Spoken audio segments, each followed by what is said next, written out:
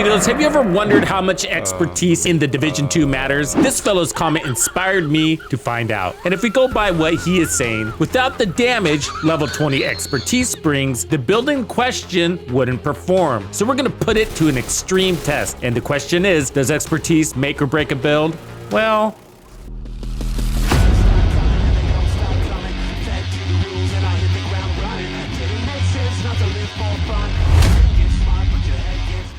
how much does expertise affect your build? That's a really good question. I came across this fellow's comment in the video I just put out discussing how to determine the right amount of armor for your build. And if we go by what he is saying, without the damage level 20 expertise springs, the build in question wouldn't perform. So we're gonna take this build and run it through the gauntlet, comparing its performance with and without expertise. And to do this right, we first need to understand what exactly expertise is. What is expertise? In just a few words, expertise is a way to directly boost one stat on an individual item. But how? Brad Allen on Reddit had the same question, and I like Rifty's reply here. Step 1, get the item proficient. Step 2, upgrade its expertise level. And I'd add to Rifty's reply, you can also boost proficiency just by using an item, and that the expertise cap changes every season as the devs add more items to the game. Expertise boosts weapon, gear, and skills accordingly. Weapons get 1% increase to base damage per rank. Gear, 1% base armor, and for skills, the stat the 1% is applied to depends on the skill. Note, expertise is tied to the specific one item only. It doesn't carry over to anything else, not even duplicates. For our test, we are concerned about weapon damage and the level 20 expertise attached to the OUROBOROS exotic SMG specifically. So to help you understand, let me quickly explain how the weapon upgrades from expertise work. Weapon damage bonus gained from expertise is additive to damage from red cores, specialization tree damage bonuses, and brand bonuses. So expertise level 15 on a weapon is basically equivalent to a red weapon damage core on your build. This type of damage is as basic damage can get in the Division 2, and that's what expertise provides. My OUROBOROS has level 20, so 20% additive damage. Without this 20%, am I wielding a pea shooter? How does 20% additive damage impact my survivability anyways? My time to clear? Without it, will I even be able to perform my playstyle? Does that 20% additive damage make or break the build? Well, I think we're all in for a big surprise.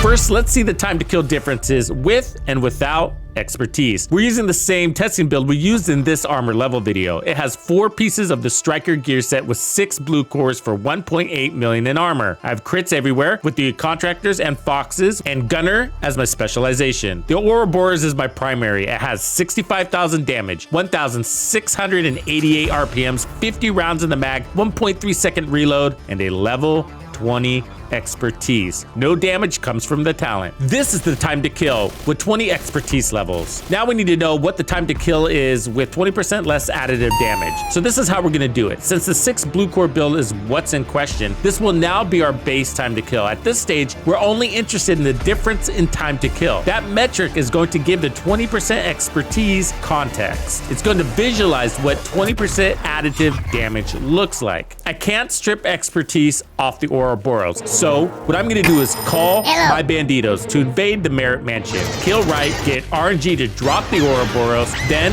kill the Lovebirds, jump back to the White House, spend a bunch of exotic components to get damage to targets out of cover on the OUROBOROS, then break the bank to optimize the weapon. Now I have a second OUROBOROS, one without any expertise. So now we can do this expertise showdown. Okay, again, this is the time to kill with the expertise level 20. This is the time to kill with no expertise. Here they are both side by side. Slow it down. Slower. Slower. There. That's the improvement to time to kill. 20 levels of expertise on this weapon brings to the build. A difference in time so small, it falls between the cracks of a single recorded frame. the same time it takes to expel 45 rounds at 1,688 RPMs. Is this difference in time to kill enough to impact my survivability? Will it impose on my playstyle? Will it even break the build? What if you want to play in a group and take on a legendary stronghold? Let's find out. Now let me bring you up to speed. Here we are, same legendary mission as before. As a refresher, this is how we did with the 20% expertise on the same build. If you missed that gameplay, you can check that out in this video. You are now up to speed. This, again, is random matchmaking, no comms or team coordination. The goal is to preserve my aggressive playstyle and see how we fare without the expertise. I will be showing the most critical fights in this run-through. Although it's not our focus today, just as in the last video, incidentally, this study will also address these common group play paradigms. Players are often pressured into more DPS over armor, but is it needed? They're told to striker backpack or bust. But does that depend on your playstyle? And the Memento Exotic Backpack is only for solo gameplay. But how powerful are those short-term buffs anyways? In a study like this, there are a lot of in-game variables involved. The team is different, their experience, and each individual's skill level. The team buffs they're bringing to the table, how the builds and playstyles synergize. Each one and all can influence the outcome of any run, for better or worse. With expertise level 20, we came out on top with best in damage and quantity of kills. So achieving that feat again without expertise will say a lot, especially if we can get near the same number of kills. What about the total damage stat in the mission recap? How important is that in this study? In my opinion, not very, not all on its own at least. A good damage number is relative to the quantity of kills for both the player and team. Legendary has crazy healing stations and medics. And if you struggled to kill an enemy standing in heals, it's gonna take you more damage for that single kill. It's not even rare to see a player break an enemy's armor 4 to 5 times and even more before they die. There are rooms where the enemies stack 3 healing hives on top of each other, but with adequate damage, you can burn the enemy down faster than the hives can heal him. And so in Legendary, because you didn't have to break the same enemy's armor over and over, lower total damage can also mean better performance. Enemy medics contribute to this dilemma also. If you don't eliminate the medics early, they can revive enemies that you already killed, and then both your damage and kill count will be inflated. So how can we make sense of this with the data we have available? Well, I like to use mostly kills compared to the team and total enemies available. Some legendaries are different, but District Union Arena has about 220 total enemies. So anything over that is usually a revived enemy, usually. Hey Bandidos, the community we have built together wouldn't have been possible without you. So as a thank you for supporting my channel, I am bringing you the hookup on member perks, including even more Division 2 content and the celebrated gaming music playlists. If you're not part of Tux's Players Club, now is your chance. So add up all the kills by all players to see the total. In the 20% expertise run, there were 220 total team kills. I got 106, which was 48% of the kills. So at least we know we weren't killing the same enemy over and over because of medics. The damage I put out was in the billions, but to really know why requires a thorough review of all the variables in the actual gameplay. And at this time, I want to answer that other question you have lingering in the back of your mind. What do I think about expertise and its role in the PvE side of this game?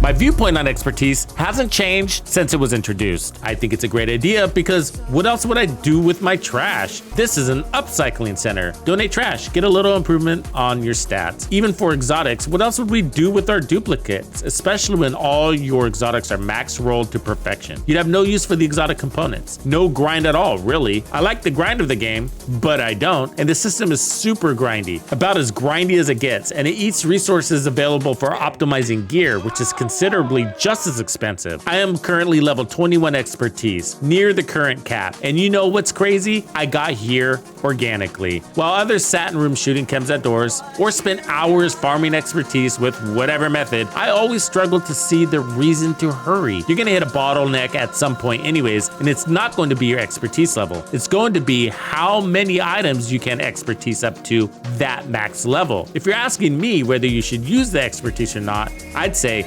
Absolutely. It's in the game. Use it. What else are you going to do with your trash anyways? If you're asking me what to level up, I'd say at the very least, your very top most favorite weapons. But from my experience, I wouldn't count on it making or breaking many of your builds. And since the added damage is minimal impact, I don't suggest extra grind to do it. But if you do want to know the best route to getting the highest level of expertise quickly, then I'll tell you, it's printer filament. As you increase the number of items that you are proficient with, you unlock additional levels of expertise. And you can earn proficiency by using an item or by donating resources. Printer filament is the fastest and most efficient path to gaining proficiency on items, but you will need bulk printer filament to get the job done. To load up, you can go into Countdown, set targeted loot to mods, collect and crush the mods to build your printer filament inventory. You can also just use your SHD points from your watch in exchange for printer filament. The community has learned the most resourceful, efficient method is to use SHD points to get credits, buying mods with that and dismantling them for filament. Every 2 mods nets you 12 filament. You get a slight gain this way, but if you're at all concerned with time, just buy printer filaments directly with your SHD points and donate those. Creating a new character for fast access to bulk SHD points so you can purchase printer filament makes it all go even faster if you have a sizable watch. And even as easy as that is, I still haven't quite found it worth my time to do so. Maybe one day, but I like having something to do with my trash. Well, at least for now.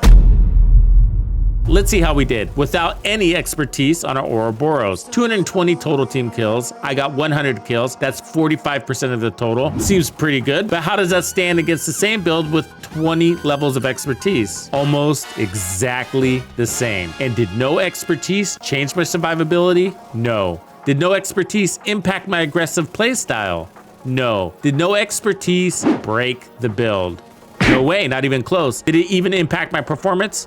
No, I had the highest kill count in the team with nearly the exact same number of kills as when I ran it with the 20 levels of expertise. With 20 levels of expertise, I did get more total damage output. Sure, 20% more additive damage is gonna help a tiny bit, but the real culprit was external, from a group member running ongoing directive and dishing out amplified damage to the entire team. Since I got half the total kills, that amp damage just simply added up. But either way, my performance was the same, so that damage number is just really irrelevant. I think that demonstrates the impact expertise has on a build. But I know what you're thinking. If I wasn't using the Ouroboros, things would definitely be different. Well, I am one step ahead of you. We're doing it again, this time without expertise and without the Ouroboros. If you want to see how much of a game changer the Ouroboros exotic SMG really is, I invite you to stay tuned for the next video. Be sure to subscribe and turn on notifications so you don't miss out on this truly eye-opening discovery. So Bandidos, what do you think? Does expertise make or break a build? Thank you for hanging out with me today. My name is TuxedoBandido, and this was another episode of The Division 2. If you found this video helpful, subscribe, like, and turn on notifications to ensure you don't miss out on the fantastic experiences waiting for you in The Division 2. And if you like builds like this, check out the recommended build video I have here for you. If you have anything you want to see covered, be sure to let me know in the comments below. And thank you to all the channel members and donors who make everything possible. Tux Nation wouldn't be without you.